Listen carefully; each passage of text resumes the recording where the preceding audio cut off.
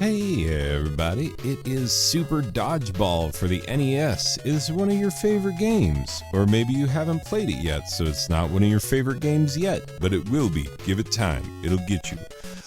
Super Dodgeball released in 1989 by Technos through another company in the USA. I forget their name, don't care. Regardless, it's part of the Kunio-kun series. So you've seen these sprites before, these cheaped out big-headed dudes. You saw them in River City Ransom. You also saw them in Renegade, in Crash and the Boys Street Challenge, and in one of my favorite underrated NES games, Nintendo World Cup. Yeah, so they've been around. Anyway, in Super Dodgeball, you play as Team USA. You can either play World Cup play, where you play all of the other teams from around the world, or you can play versus mode, where you get to play against one of your friends, which is super much fun. Then there's Beanball, which is just complete chaos, everybody against everybody.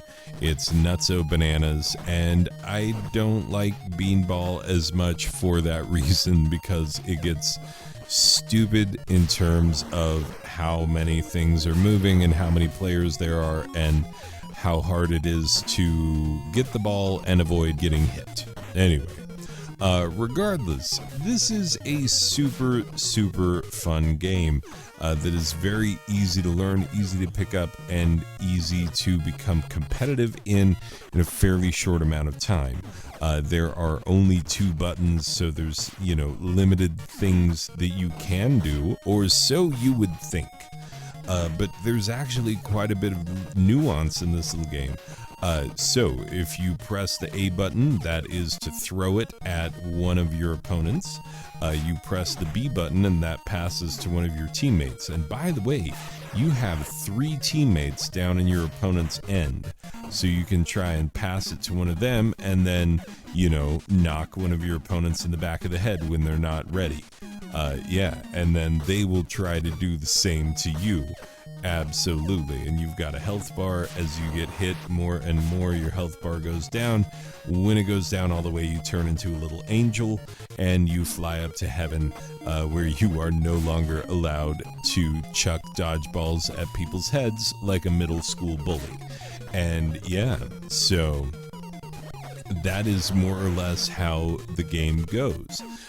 With the A button, you throw it at the bad guys. B button, you pass it, except for, what if you press A and B together? You jump. What if you press A and B and then hit A again to throw it?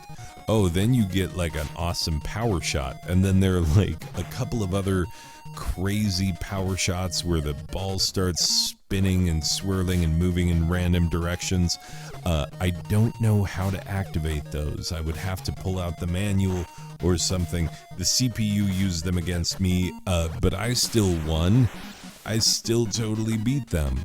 On normal mode, not easy mode, but also not hard mode, so make your judgments as you may.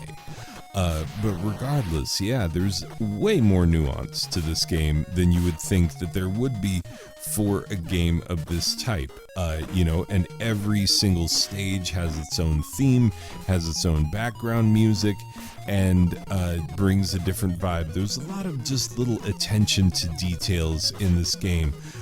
One thing I must say is that the flickering is not as bad on original hardware as it is on emulation, which is what you're looking at now. So the flickering would not be as present if you were playing this on an actual NES.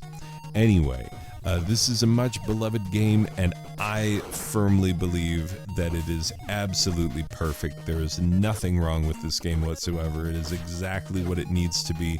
It is super fun, and that's why I'm giving it a 10 out of 10, because it literally could not be better.